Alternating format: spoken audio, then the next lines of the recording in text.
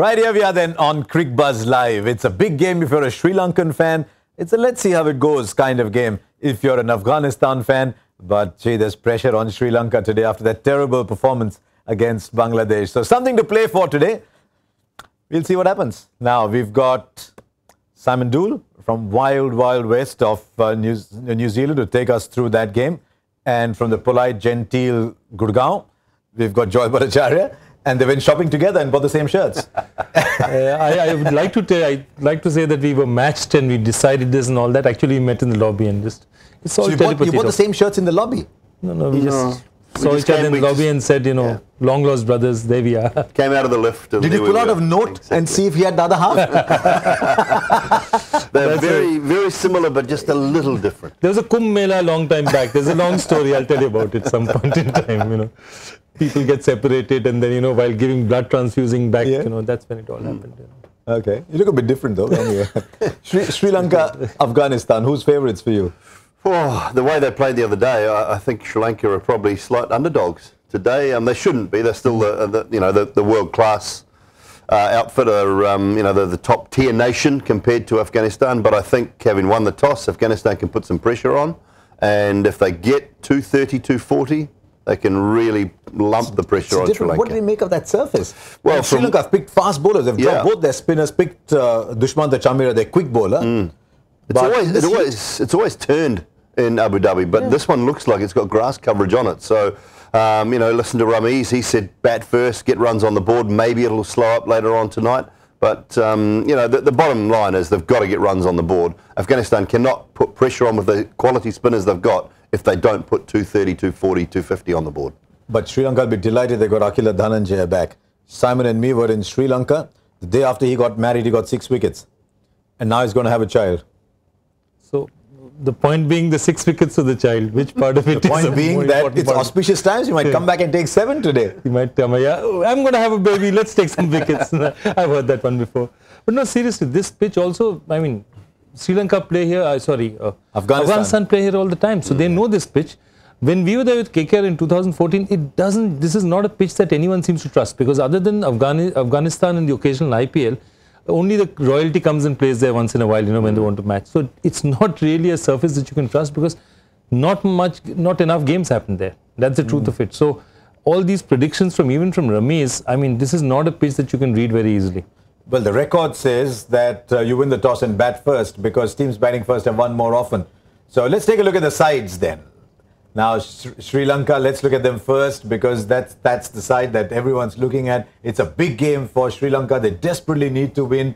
They're bowling first. So they've got Lasith Malinga, Dushmantha Chamera, seam from Thisara Pereira and Dasun Shanaka. Angelo Matthews doesn't bowl much these days. And then they've got Akila Dhananjaya's spin. There'll be a bit from Shehan Jayasuriya as well. So there's a bit of this. Dhananjaya De Silva bowled as well. But they have to bat. They have to bat a lot better than they did.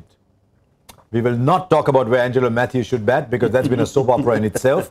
But the more we talk about it, the more he's convinced he needs to bat at number 5. Now, what about Afghanistan? It's our first look at Afghanistan. And they've got a captain, Asghar Stanikzai, who's now Asghar Afghan. But they've got all the spinners back. Yeah, absolutely. 3 spinners, 3 full-time spinners, 1 part-time spinners, and they're going to have a good go. And that's the thing. If they put 200 plus on the board, they're going to be a tough side to beat. The other thing is that you see the other batsman, that's I think Nusrat Shah, who's like 17 matches, he's got double digits in 16 of them, and he's doing really well. Yeah. So they've got a bit of batting there. In fact, when we saw them in the test match, one of them played really well. Rahmat Shah didn't play the test match, but they've got a few other people who we haven't got their final 11 yet, but who are fairly consistent. And then they've got someone like Asghar Stanikzai who bats 5, 6, Nabi bats at 7, Hashmatullah Shahidi was the name I was looking for. He can bat all right, so they're all right. Yeah, there you are. Hashmatullah Shahidi will bat at... and Shehzad was quite a batsman. He's quite a batsman. He's got 10 international centuries. I love their names. They have to negate Malinga, don't they, up front? That's going to be the key. It was a situation in Sri Lanka's first game where Bangladesh were undone early by Lasith Malinga. If Afghanistan can negate Malinga, take him out of the game, I think the pitch, as we've just talked about, it should be good for batting with that new ball in particular. It'll come onto the bat quite nicely. negate Malinga, take him away. Yes. And if they can do that, then they stand a chance to allow those guys in that middle to lower order to put the icing on the cake and not have to build the cake. And that's going to be the issue. Do you think they'll read Dhananjay well? I mean, they haven't seen too much of him at all. No. They play all kinds of funny stuff. They have all their own guys. I mean, they play them so often. It's no secret that when teams are at their best, their bowling attacks are at their best. So when you look at the best batting lineups in world cricket in the last 15, 20 years, when their bowling attacks are strong, their batting is good, because in the nets they're facing quality bowling time and time again. When Australia were at their best, they had the Warnes and McGraths and Lees, so their batsmen are facing that all the time. When they come up against opposition, it's a no-brainer. India at their best when they've got their best bowling attack, I feel, because they're facing them in the nets all the time. So what happens with your mystery spinners, which Afghanistan have a plethora of, then they should be as good at picking the spin of Dhananjaya, I would think. Sri Lanka would have loved to bat. They're in all kinds of trouble with their one-day international game, with their leadership. They're chopping and changing players all the time. Their win percentage is dropping. There have to be a better side than those numbers suggest. Since the 2015 World Cup, they've had 6 captains. They've had a reluctant captain, a captain who's given up the job and who's now had to lead them again because Dinesh Chandimal is away. They had Rangana Herat captain, I think, that Suranga Lakmal leading the test side. So 6 captains during this period, maximum for any side. In 2017, Simon, you and me were there, except for that one match with Dhananjaya took 6 wickets. They didn't look like winning another. Their win percentage is only better than Zimbabwe and the West Indies. This is a country which has produced some astonishing cricketers and were pretty strong, what, 5-6 years ago? Yeah, I wonder, Joe, paying the price, I think, for not introducing young guys. When they had that top quality team, just bring 1 or 2 guys in and nurture them into that situation. Look after them with Sangakkara, with Jayawardena. But now they're having to go back to older guys who they've discarded and bring them back in because they can't find the younger players. It's almost like the England theory where they just brought these young guys in and dispatched them after 4 or 5 games because they thought, oh, well, they're not up to it, they're not good enough. You've got to nurture guys. When you've got good teams, to remain good, you must nurture young guys into that situation and bring them along. Something else in the air there. I thought Angelo Matthews would be one of the modern batting greats. He hasn't become that. I thought Dinesh Chandimal would grow up to become a really good player. In recent times, he's shown signs of becoming that. Kushal Mendes, what a player. You looked at Kushal Mendes. Remember the 100 he got in Colombo? Brilliant 100. Brilliant. He's got a brilliant 100 against Australia, got a good 100. And then suddenly he gets dropped from the side. He goes through a run of poor scores. Kushal Pereira is in one day, is gone the other day. As you said, they go back to Upul Taranga, having decided they wanted somebody else. So the players are not growing and the youngsters are getting left out. The other thing is that whatever you say, limited overs cricket is a lot about the top 3 batting. And their top 3 batting now since 2016 is averaging about 40, which is the second lowest in the world. I mean, the top test playing countries. India is at about 65, 66, they're at about 40. If your top 3 is not scoring runs consistently in one-day matches, you're not going to win matches, no matter what your bowling does. I mean, Dhananjaya De Silva scored a test 100 against India, difficult 100 for a stroke player. He hung in there. He hasn't reproduced that form either. It's no wonder that Angelo Matthews is a bit worked up by the recent Sri Lankan performances, especially that last one. We have... See what Matthews has to say about the performances in recent times. We are not consistent. We have one brilliant day and we have one extremely poor day, and that can't really happen in a tournament like this. As I said yesterday at the press conference, you lose one game, you're under a lot of pressure to win the game and stay alive in the series, and which we didn't do today. I mean, we let them off the hook, 3 runs, 3 wickets, and both batters were less than 10 runs, and we left them off the hook, and they really hurt us. But as I keep saying, 260 will take any given day. It's just the batters let the whole team down. Now the side they are playing against, Afghanistan, over the last 2 years, the big difference that has taken place is they've got 3 cricketers who are playing round the world with some of the best sides in the world. Rashid Khan is among the top bowlers in T20, or dare I say in limited overs cricket. Nabi has produced match-winning innings and performances in the Big Bash. and Mujib is now a standard pick in almost any draft anywhere in the world. Yeah. So if they make 230, 240, Simon was saying, they're going to be a handful because these players are now experienced enough to bowl to some of the best players in the world. They've just reached the stage where they know how to finish. Because the thing about, players, teams who come into international cricket is right in the beginning, they'll have all these spirited performances and then the experienced sides will just sort of do enough to get over the edge. Yes. I think Afghanistan's past that stage. Now, if they get a guy down, they'll have him by the throat. And that's really important. That's exactly that. It's what experience gives you. And that's one of the reasons why I always favor that even in India, if you have to have Indian players, let them go out and play in leagues around the world. I mean, let them get that experience. That's so much benefited these countries so much. Won't happen. No, never. That's another story. The batting is the bowling has grown faster than the batting. Yeah, well, it's easier, isn't it? I won't say it's easier as an option to bowl, but you get more opportunities as a bowler. As a batsman, you're 1 or 2 deliveries, and if you're out, you're gone. As a bowler, you can be hit for 4, you can be hit for 6. You've still got more opportunities, and I think it's a better way to find your way into these leagues. So Rashid and Mujib, that's fine for them. Yeah. Nabi's got 2 strings to his bow. He can bat as well as bowl. It's a slightly better option, but from a batting point of view, we were there for the test match, Harsha, in Bangalore. They struggled. They really struggled from a batting point of view. So that's something that they have to figure out at test match level if they want to play more. At the one-day international, if they've figured it out against the other associate nations, they now need to do it against the bigger nations. And that's going to be the key for today. They have one thing, though. Afghanistan have one thing that money can't buy and coaches can't teach, which is hunger. A lot of them come from really trying circumstances. Cricket offers them a passport to the world, a gateway to a lot of good things, and so they try harder than anybody else, and that's something, as I said, you cannot teach. And that's something Rashid Khan told me. Simon referred to the test match in Bangalore in June. We caught up with Rashid Khan at that time for Cricbuzz Unplugged, and he said a few interesting things about his growing up and his bowling that tells us a bit, not just about himself, but about Afghanistan as a whole. You know, aapke haath dekh ke, I'd remind you of something else. Can I hold the ball? Just shake hands with me, hard. You know, just look at the difference in the hands. I shook hands with Shahid Afridi once. And Shahid Afridi had this great desire to crush everybody's hand. आपने हाथ मिलाया कभी शाहिद भाई के साथ? हाँ, मैं उसे मिलाया। हाँ, तो जब हाथ मिलाते हैं, क्रश करते हैं हाथ को, तब मुझे पता चला उनके हाथों में कितना पावर है. आपके हाथ वैसे हैं थोड़ा पठान के हाथ इस तरह होते हैं, सारे पठानों के हाथ इस तरह होते हैं. मतलब ऐसा कि वहाँ पे गांव होते हैं, वहाँ पे एक ऐसी फैसिलिटीज़ है, ऐसी चीज़ें आपके साथ नहीं होती कि आप थोड़ा ऐसा मॉडर्न ज़माने में रहो कि आप अच्छा सा वो कर लो सब कुछ. गांव में अफ़गानिस्तान में ऐसा होता है कि मतलब आप ज़्यादातर वो भी करते हैं, खेतों में भी काम करते हैं. मैंने ख़ुद भी किया अपने वालिद के साथ, जा रहे थे उनके साथ. तो मेरे ख्याल में उधर से जब ये हाथ इस तरह स्ट्रॉन्ग होते हैं, जब बचपन से ये काम में करते तो उससे हाथ भी बड़े होते हैं, स्ट्रॉन्ग भी होते हैं. बचपन मुश्किल था?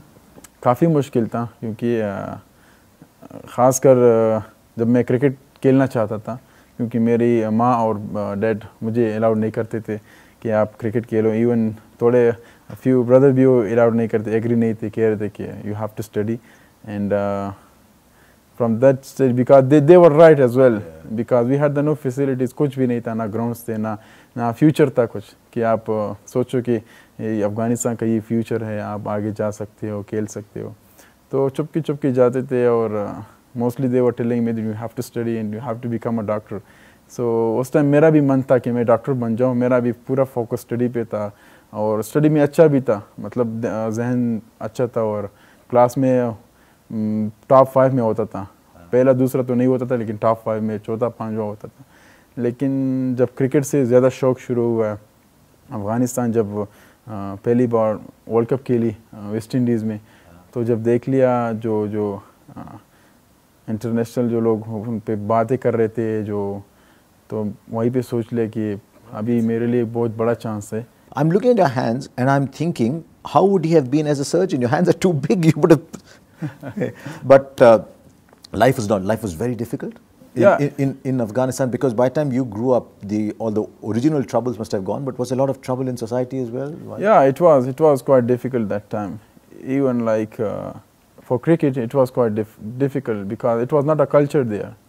And no one was used to with these things. Like there was no TVs in these things that the people could watch matches in this, and especially everyone there, and even my cousins, they were not like letting us whenever we were playing at home with all cousins. They were not letting us to play cricket. So why did you want to play cricket then? Because my all brothers, they were watching cricket a lot. From Pakistan? Because yeah, we were refugee there, yes. and they were watching there, and they were following the Pakistan team a lot, yeah. especially that time when they won the World Cup in 92, yes. 92 World Cup. From that time, they were like watching cricket a lot.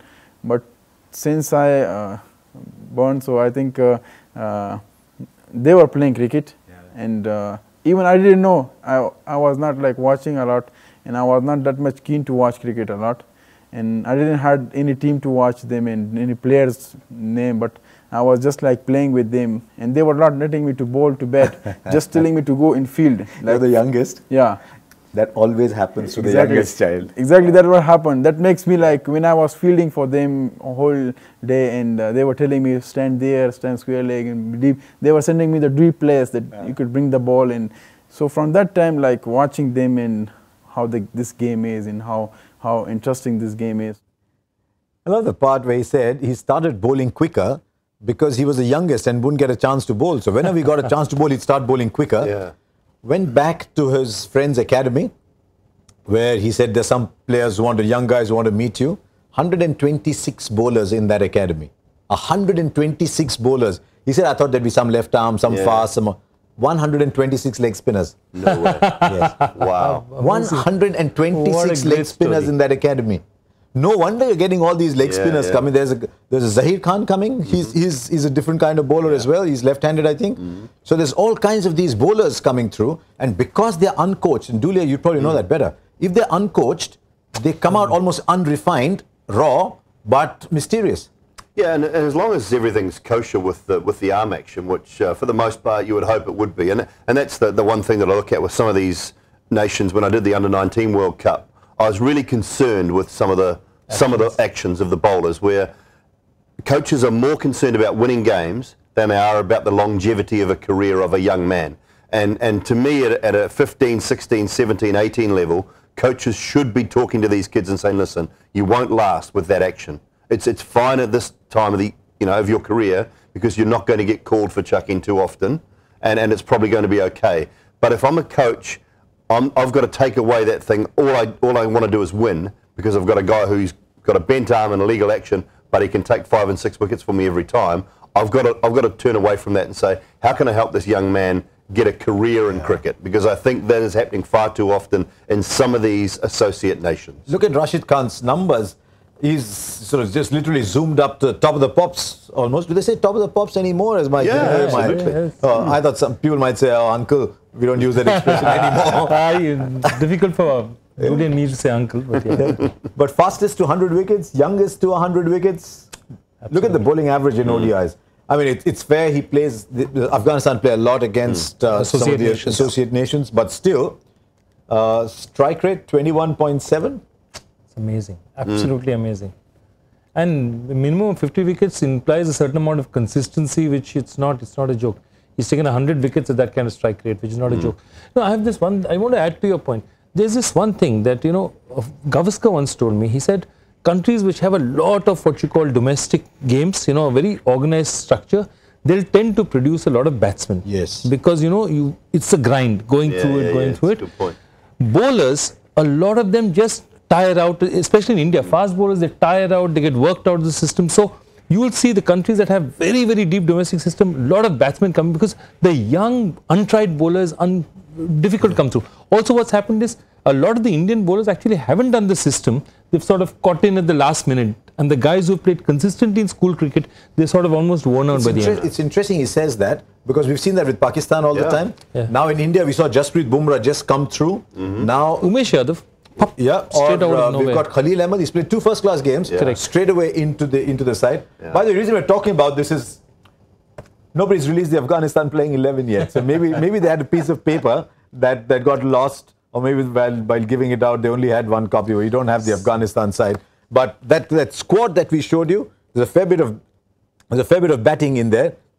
Mohammad Shahzad bats, Hazmatullah Shahidi bats, Gulbadin Naib batted at number 3 in a one-day recently and scored runs against Ireland. And so Shahidi. Okay, we've got the team now. Right, let's look at the team. Better late than never. We've got the team. Shehzad, I love their names. Even though Asghar Stanik Zai, which is my all-time favorite, has become Asghar Afghan. But how good is Ehsanullah Jannat? I'm assuming Jannat is Jannat, Jannat, heaven. Ehsanullah Jannat, Hashmatullah Shahidi, Gulbadin Naib. He batted at 3. That's poetry. Just say it softly and it's Gulbadin poetry. Gar Tumhara, whatever, forget that. Let's talk about the bowling. Now they've got Mujibur Rahman, Rashid Khan, Mohammad Nabi, that's spinners. They've got Aftab Alam, Gulbadin Naib bowls medium pace. So they've got enough bowling and they've packed their side with batsmen. Shehzad has actually seen a bit of Malinga as well. He's played Malinga before, and I think he's the key because he knows these conditions. He spends a fair amount of his time, before Afghanistan became a big nation, spent a fair amount of his time playing a lot of cricket in Dubai because that's, a hub for cricketers out there. And I reckon that he needs to come in with the experience of doing something out here. He needs to deliver. And of course, to have a name like Afghan right out there after that. The last Afghan I knew was Sher Afghan. Of course, he was from Bengal, but hey, what a name. He has to be from Bengal, right? If he's a tiger, Sher Afghan, he has to be from Bengal, right? In fact, he was given the name by Jahangir. So, great man, great man. He actually fought very well against... So, why wasn't he Jahangir Sher? No, Jahangir gave him the name, so Jahangir... Sher Afghan. Okay, there you go. Now, numbers of matches played in Dubai and Abu Dhabi, if you look at what kind of scores they're producing, let's take a look at some of the numbers of matches played in Abu Dhabi recently. Because what they're telling you is, and we mentioned this briefly at the start, batting first 14 out of 20 ODIs, batting second 6. Do you think it will also matter? Because it's about 40 degrees now. It's going to be, it feels like 42, that's what the forecast says. By evening, it's going to be a very, very, very, very comfortable 35. Do you think it'll tire out the players in the field when they come out to bat? Well, there's two things to it, I think. In the past, and I think Joy mentioned it, when we went there for the IPL in 2014, it was dry, it was dusty. It got very, very difficult to bat late in the piece in a 2020 match. Now, that has happened very similar circumstances in 50-over cricket any time it's been played there. And there hasn't been a huge number of games, but it has deteriorated throughout the day and evening. And so, therefore, tougher to bat in the second innings. No dew, we talked about that the other night. No dew at all. Everything's fine, so the ball doesn't get slippery, it doesn't skid on and make batting easier. So there's a double combination, basically. The heat for the bowling side in the afternoon is hard work. So, therefore, the fielders, the batsmen are a bit more tired late in the evening if they haven't prepared well, and the pitch is slowed up a lot. This one, however, does look better to the eye, to our beautiful television screen. It looks better. It looks like there's a little bit of grass to hold it together. Maybe it won't break up as much and slow down as much. Sri Lanka will be hoping so. Yeah, they will, because we saw in Dubai already that the track slows up. Even in the Pakistan-Hong Kong game, we saw that batting second was getting more and more difficult as it went along. So batting first it's probably a very good toss to win. It's an excellent toss to win, and I think it's a great advantage because whatever you say, there is a certain amount of psychological pressure in Sri Lanka. For them to be knocked out in the preliminary stages of an Asia Cup, it's not even a World Cup. Yeah. An Asia Cup. 5-time winners? Yeah. Yeah, 5-time winners. Yeah. How much of a factor is what if?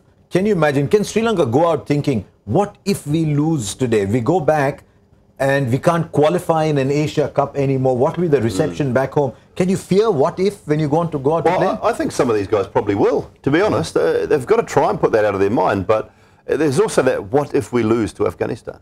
Yes. What if this emerging nation are all of a sudden our equal? Yes. We are no longer the big Asian brother, the big Asian cousin. What if this emerging nation who have got so much talent and so much promise, what if they beat us? I mean, I can imagine that Angelo Matthews might have one or two of those little thoughts running around in his head. And it's a strange one because Angelo, when we first saw him 2009-10, spent a lot of time with him. He was a future captain and he was, short of Ganguly was in Britain, everyone just looked at him and said, this man is going to captain Sri Lanka for 10 years.